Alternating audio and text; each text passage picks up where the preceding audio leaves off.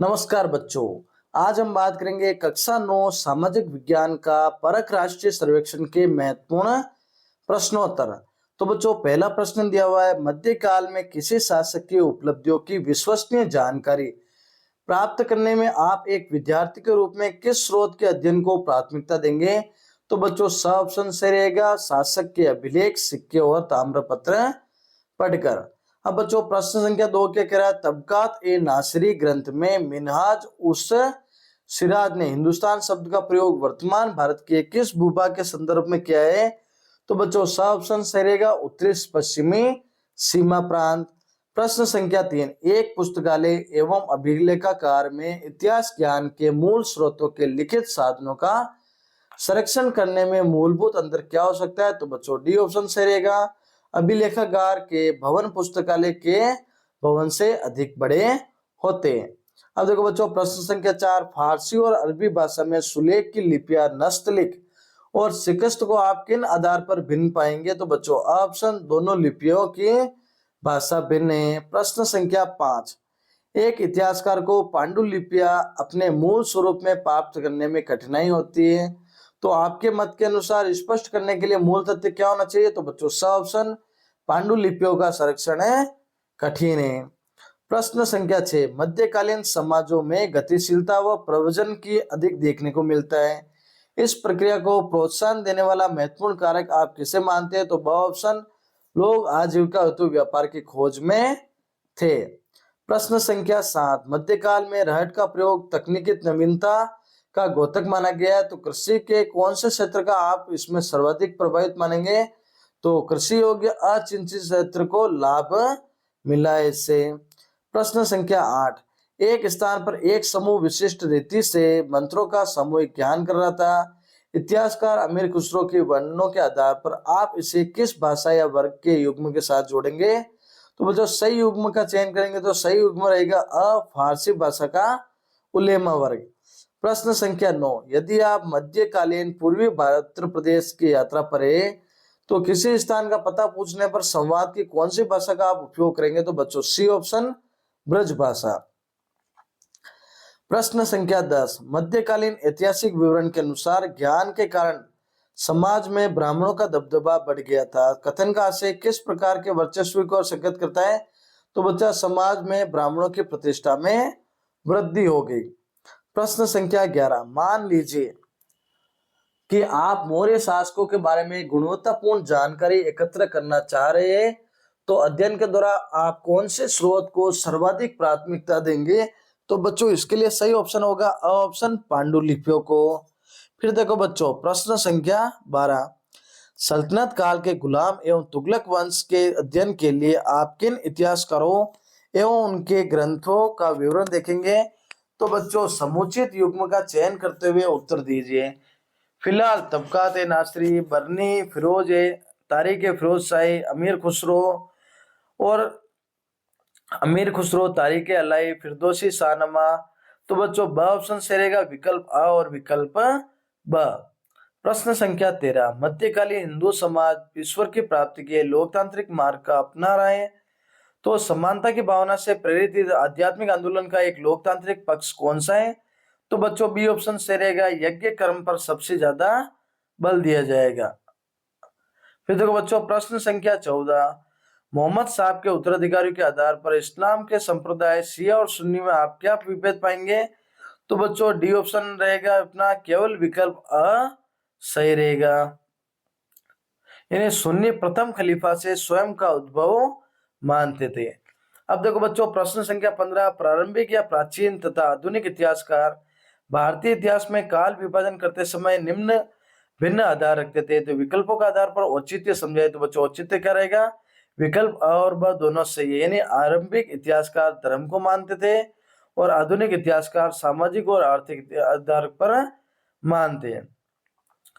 प्रश्न संख्या 16, भारत की मध्यकालीन भाषा को उनके बोले जाने वाले भौगोलिक क्षेत्र में समता रखने वाला उपयुक्त युग्म चुनिए। तो भाषाओं का क्रम क्या बच्चों? तेलंगाना, गुजरी, हिंदी और अवधी। तो बच्चों, क्रम क्या रहेगा? सी ऑप्शन से रहेगा, तेलंगाना, गुजरात, दिल्ली और उत्तर प्रदेश। प्रश्न संख्या 17, आपको अमीर खुसरो की मसन या वह कविताओं को पढ़ना है तो आपको किस मध्यकालीन भाषा की जानकारी होना अपेक्षित है? तो बच्चों सी ऑप्शन, मालाबारी भाषा। प्रश्न संख्या 18, राजा बनने के लिए उच्च वर्ण का होना सत्ता की स्वीकार्यता हेतु महत्वपूर्ण था, तो ऐसा करने के लिए राजाओं ने जिस परंपरा का आश्रय लिया वह था, तो ब ऑप्शन, ब्राह्मणों को ध्यान देकर उनसे दीक्षा प्राप्त करना। प्रश्न संख्या 19, उत्तर से दक्षिण भारत की यात्रा करते समय आपके मार्ग में क्रमशः आने वाले महत्वपूर्ण राज्यों का सही क्रम क्या होगा? तो बच्चों ए ऑप्शन, यानी पहले चाहमान, फिर प्रतिहार, फिर राष्ट्रकूट और चोल।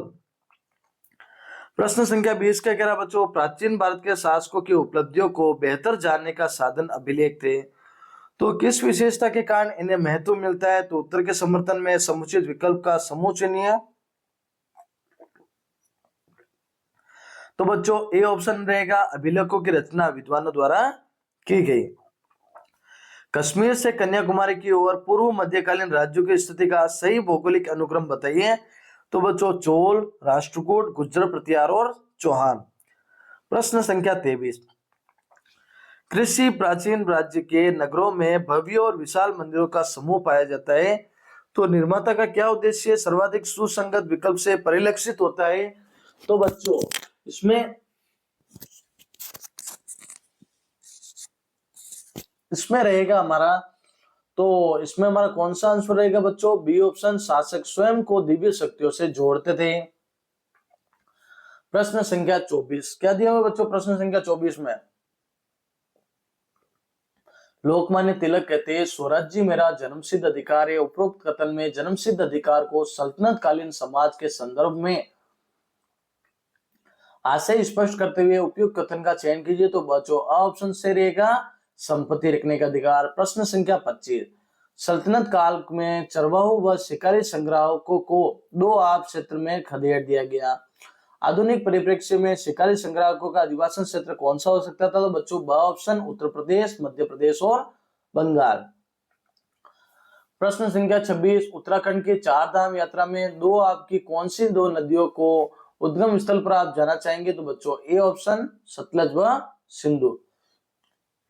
प्रश्न संख्या 27, मध्यकालीन समाज में जातीय बंधन कठोर थे, आपके अनुसार तुगलक सुल्तानों का वह कार्य जो अन्य सुल्तानों से भिन्न था।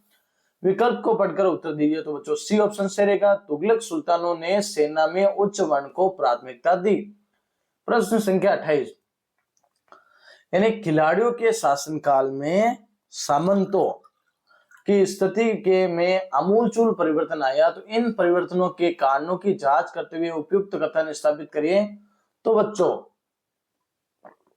द ऑप्शन से रहेगा, लेखाकारों के अधिकारों में अभिवृद्धि करना। प्रश्न संख्या 29, औरंगजेब की सत्ता स्वीकार करने आए शिवाजी का अपमान किया गया, औरंगजेब की सत्ता के लिए घातक सिद्ध हुआ। कथन की समीक्षा करिए। तो बच्चों डी ऑप्शन ही सही रहेगा। उपरोक्त सभी यानी शिवाजी ने मुगलों के विरुद्ध सशस्त्र विद्रोह किया, दक्षिण में औरंगजेब की सत्ता अस्थिर हो गई और शिवाजी ने मराठाओं को एकजुट कर दिया। अब देखो प्रश्न संख्या 30, अकबर के धार्मिक, भू राजस्व, प्रशासनिक कार्यों का अध्ययन करने के लिए आप निम्न में से कौन से इतिहासकार और उसके ग्रंथ को अपने उद्देश्य के प्रति पूर्ति में सहायक मानते हैं? तो बच्चों डी ऑप्शन सही है, मुंतखब उत तवारीख अब्दुल कादिर बदायूनी की। प्रश्न संख्या 31, चंदेल शासकों द्वारा निर्मित मंदिर समूह को देखने के लिए आपको जिस राज्य या स्थान की यात्रा करनी है तो वह क्या है बच्चों? C option, Bundi Rajasthan. Guild को परिभाषित करते हुए दिए गए कथनों को असंगत विकल्प का चयन कीजिए। तो बच्चों पहला, गिल्ड व्यापारिक वाणिज्य समूह थे, सही है। व्यापारिक हितों के संरक्षक समूह थे, ये भी सही है। सामूहिक व्यापार के नियम निर्धारक समूह थे, ये भी सही है। यानी द ऑप्शन सही गलत रहेगा, राजस्व नीतियों के निर्धारक समूह थे। प्रश्न संख्या 33, रोपण कृषि का सही समूह है तो बच्चों डी ऑप्शन, कहवा, कपास और रागी केला। प्रश्न संख्या 34, एक भौगोलिक क्षेत्र में शुष्क जलवायु और रेतीली मिट्टी, कम वर्षा एवं उच्च तापमान वाले क्षेत्रों में कौन सी फसल उगाना सार्थक होगा? तो बच्चों बी ऑप्शन, चावल। प्रश्न संख्या 35, अगर भारत में कोई एक ऐसा राज्य एक सेना का गठन कर सेनापति की नियुक्ति करता है तो वह भारतीय संविधान की किस विशेषता का उल्लंघन करता है? तो बच्चों सा ऑप्शन सांप्रदायिकता। प्रश्न संख्या 36, यूनुस अभी 18 वर्ष का हुआ है तो उसको अपना नाम वोटर लिस्ट में लिखवाना है, तो उसे किस कर्मचारी के पास जाना पड़ेगा? तो बच्चों बी ऑप्शन है, यानी हमारा ए ऑप्शन से रहेगा, बीएलओ के पास है जाना चाहिए। फिर देखो 37वां प्रश्न, क्या होगा अगर किसी व्यक्ति को उसके धार्मिक कर्मकांडों को रोक दिया जाए? तो ए ऑप्शन है, उसकी धार्मिक स्वतंत्रता का हनन होगा। प्रश्न संख्या 38, अगर भारत का राष्ट्रपति एक अल्पसंख्यक समुदाय का व्यक्ति बन जाता है तो आप भारत की किस विशेषता के बारे में अनुमान लगा सकते हैं? तो बच्चों ऑप्शन है संघवाद। धर्मनिरपेक्षता का नागरिकों के जीवन पर क्या प्रभाव हो सकते हैं? तो बच्चों इससे मताधिकार की प्राप्ति होती है। इसी के साथ हमारे आज के क्वेश्चन कंप्लीट होते हैं बच्चों, तो चैनल को सब्सक्राइब करना, वीडियो को शेयर करना।